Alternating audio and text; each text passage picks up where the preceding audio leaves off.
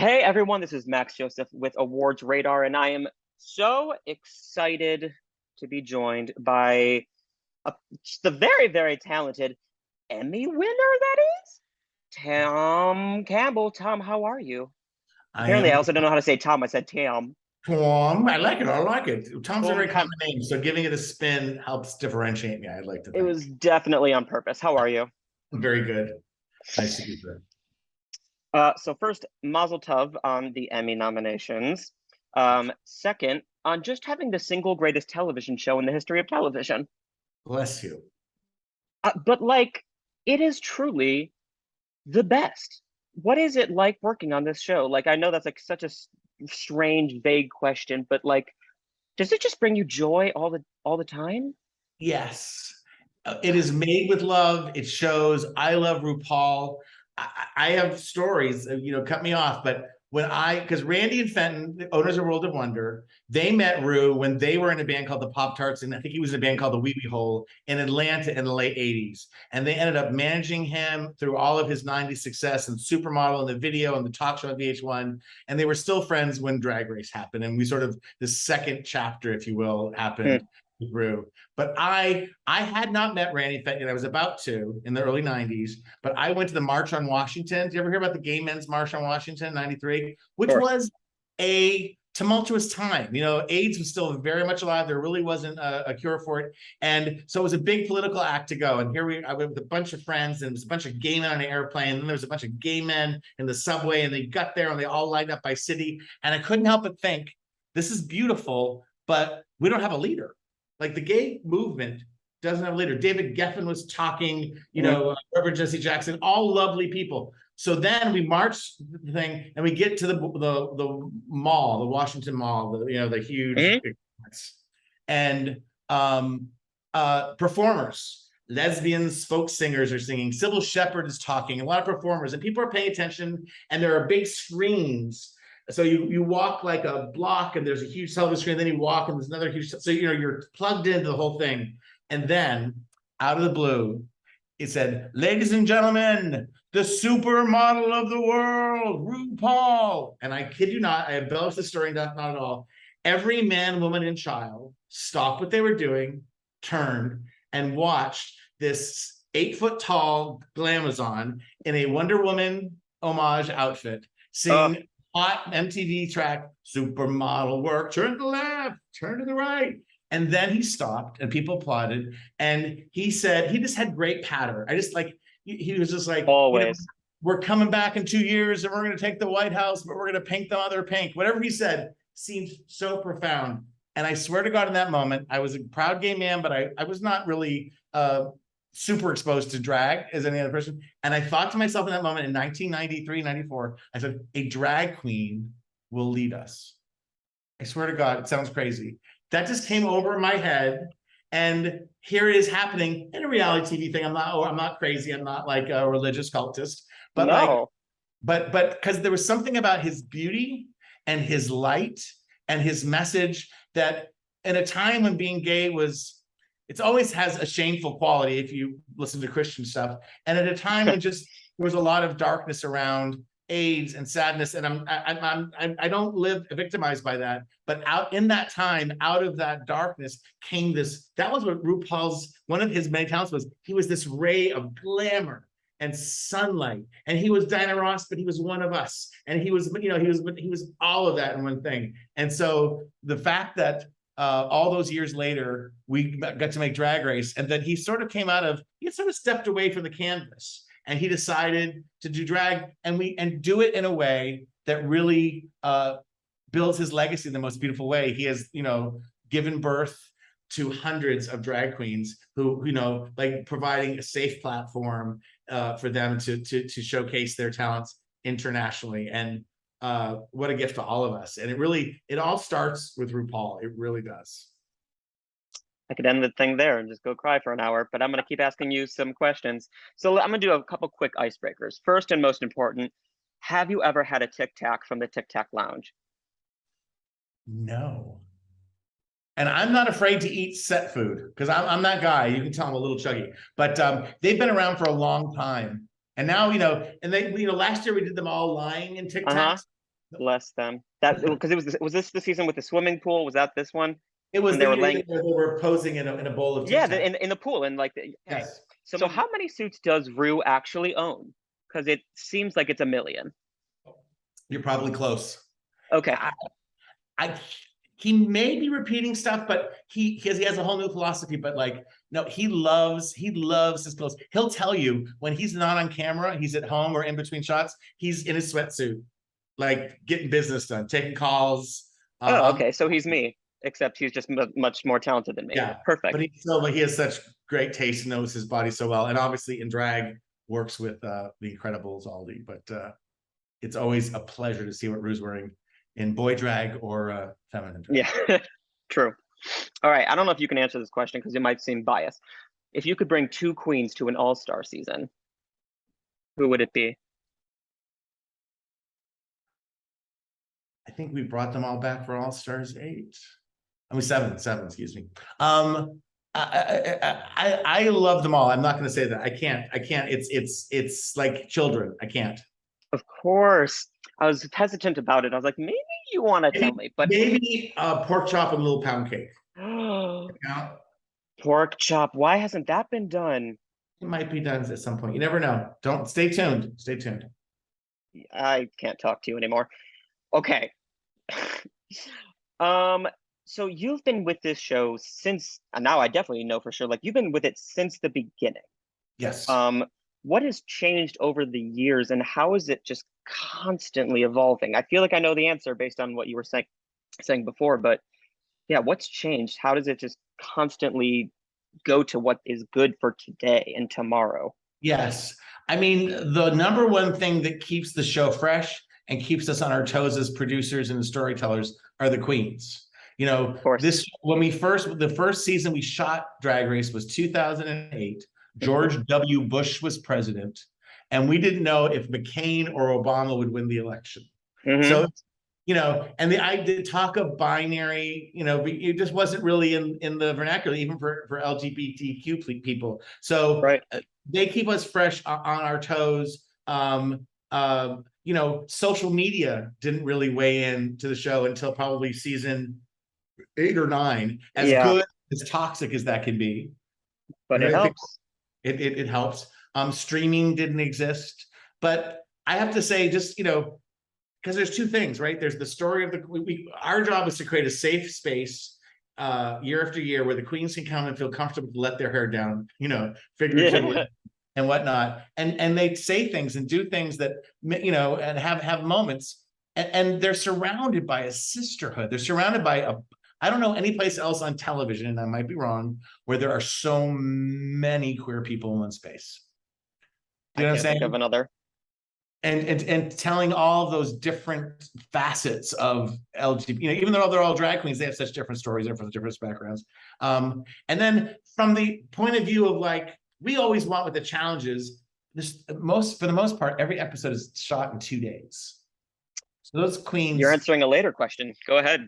Work their padded asses off. So our job is to not influence the outcome, but to get like the musicals. Like we go to great length now to write those and perform those, and girl groups have gotten better, and we've tried to make the scripted things better. It's very hard to write scripted material for 16 leads. I just want to point that out to people who pick on our sketches. You know what I'm saying? They are nonsense. You do wonderful work. God bless you. So we are always trying to outdo ourselves. I think we always love a twist and a turn. I think the audience expects that. I think the queens expect that. And we try to do them. Listen, we haven't always been successful or human, but we try to do that without disrespecting the queens or the contest. But, you know, whether it's the chocolate bar or lip sync assassins or, you know, things like that, it's fun. And more than anything, the contest is great. We love providing a platform for drag queens to be seen. You know, the more time they're on television, we think it's the better for them and their exposure and for their fan base. So that's really and for the rest of the world to see that. It's so important for people to see these people be so not just like brave, because like that's like a corny thing to say, but just like themselves to be like, this is who I am. Yes.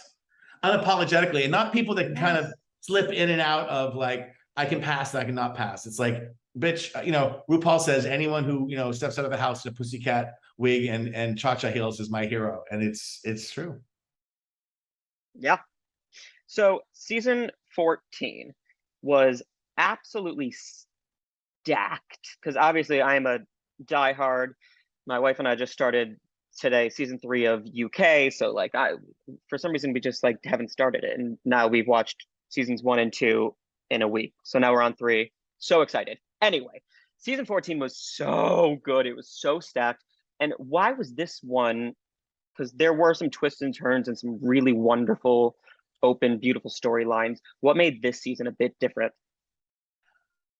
There are a lot of things I could point to. The most important is that cast.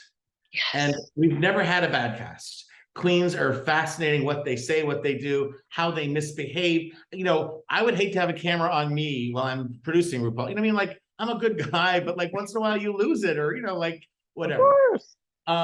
The sisterhood, the connection, which I think a lot of it had to do with it. Were so many trans contestants, but not the only reason, because they just bonded and supported each other in a way that wasn't dull. They were animated. We did a little interview thing with them for the Emmys. We brought a handful of them back, and I'm like, any of them could host their own show. Like, they are Easily fascinating, well spoken. Maddie Morphosis, that got such heat from people, I think is one of the most. I'm so glad we cast him because I think he's a great drag queen. We've had other people who present cisgender straight as drag queens. His drag was good, and it was a great story to tell, and he was the person to tell it because he really was so articulate and heartfelt about it. So I love all of those queens. That's why there was a top 5.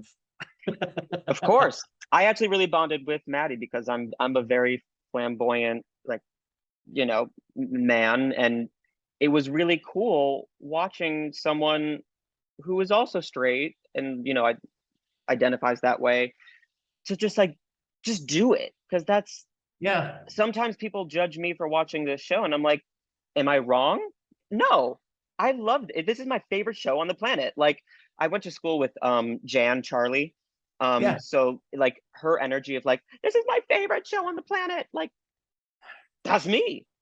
And so seeing Maddie up there was just something different that had never translated to me. And not that the show's about me, but it was a really cool thing to see with Maddie. Also, Maddie's hilarious. Absolutely. And listen, we're getting so serious here, and it's all true. Yeah. We aim to have fun.